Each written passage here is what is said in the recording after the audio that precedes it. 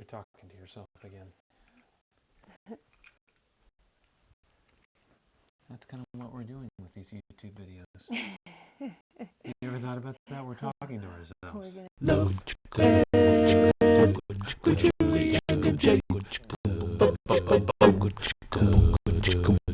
What makes sex an intimacy impostor? That's what we're talking about this week on Love Ed with Julie and MJ. It's all a part of our current series on relationology, where we're sharing truth for thriving in relationships. That said, if you're asking yourself, what's an intimacy imposter? Then you should check the relationology link on your screen right now. In fact, do not pass go. Do not collect $200. Go directly to the beginning of this series by clicking the link. So we've identified sex as an intimacy imposter, yet oftentimes sex is used synonymously with intimacy. That is true, and that is not good. And you yourself know that you can share an incredibly intimate relationship with someone with whom you wouldn't dare imagine having sex with. Where it wouldn't even come to mind. No. Relationships where you deeply know that person and you feel like they deeply know you. And as we've said in the past edition of Love Ed, intimacy is greater than sex. And yet, in our world today, the boundary lines for relationships and sexuality have really changed. And relationships that formerly wouldn't have even thought to have been sexualized are. So let's address that. Well, I think this guy, I shared this with you before, this guy I heard at Belmont speak, said basically our culture is so deified sex that it's almost as if the most loving expression of love you could ever give somebody is to have sex with them. So if you really, really love them deeply, then you would want to have sex together. Yeah, and which leads to the baby, if you loved me, then you would, ... Or, well, we love each other, and so therefore we should be able to have a sexual relationship. And as our culture hyper-focuses on sexualized expressions of love, it seems like we've lost the ability to understand there's any other kind of intimacy, much less any kind that would compare to the ecstasy of sex. Yeah, and yet Jesus said something very different. He said, greater love has no one than this. That a man lay down his life for his friends. The greatest expression of love is not a man who would lay down and have sex with his friends. It's a man who would lay down his life for his friends.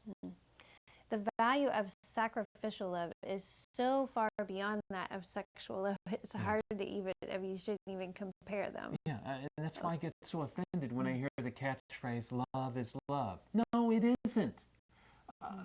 Take a good father with a daughter who has cared for, cherished, and loved his daughter well.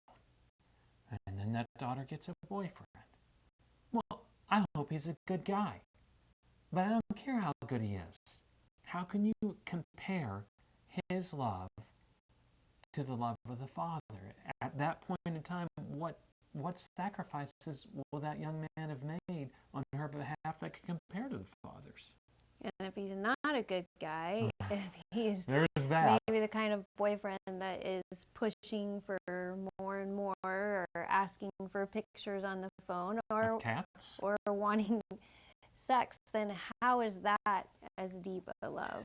How can you say love is love when one man driven by love cares for a daughter from birth, and the next man driven by love is just like, hey, can we have sex?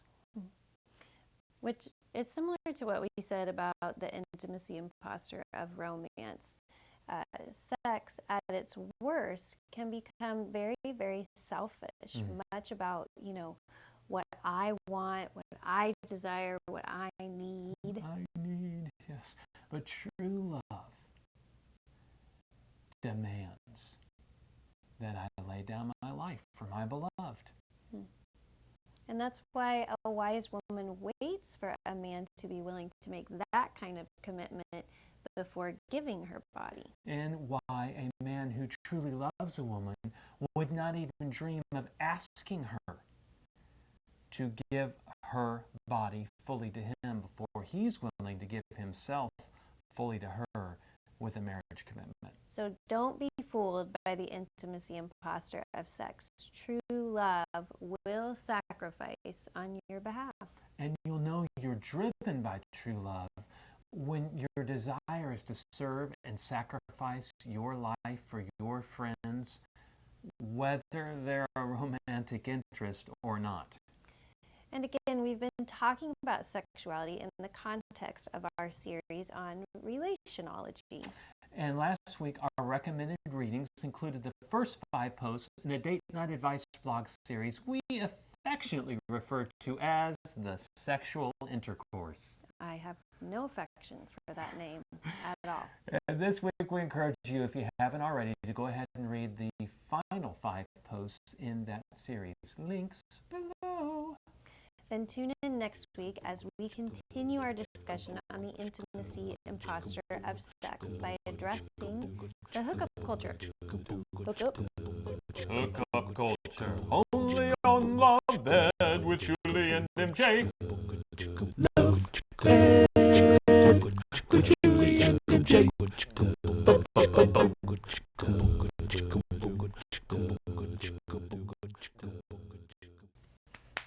Don't touch me. Don't put that in there. Oh, Okay. that's going to go in there. Yeah. Don't touch me. Don't touch me. Don't touch me. Don't touch me.